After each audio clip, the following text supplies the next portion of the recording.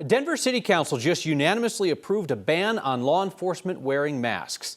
The Trump administration has said its masked immigration enforcers will not obey.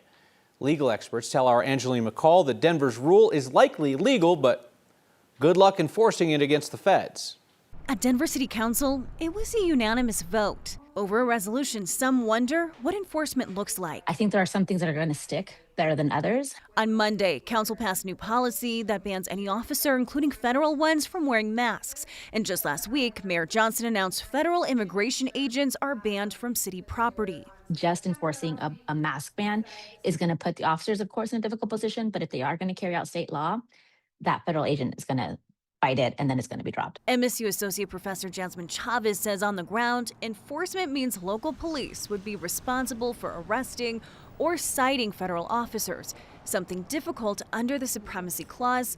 That means federal law takes precedent over state or local law. Now, the problem is that, let's say that a local department does try to cite an officer or federal agent under the state law.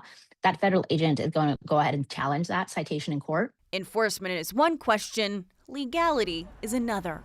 But I do think these orders are plausibly legal. I think it's a close question, but enforcement will certainly be the more difficult side of things. CU Boulder professor Jonathan Booth says it will be up to the agencies and city on how this plays out. There is the potential that this could set up some kind of clash between the city of Denver and the federal government.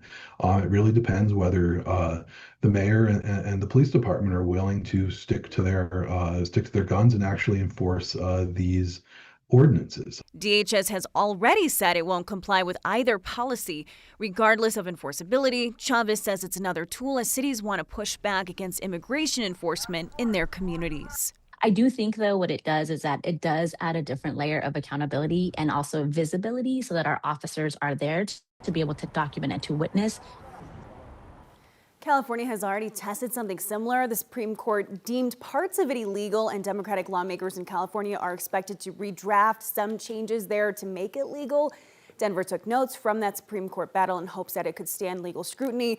But something that we're still waiting on, Kyle, is really how or what the guidelines will be for police officers on these scenes. Yeah, they're the ones who are going to have to, at some point, interface with a federal officer and say what and do what.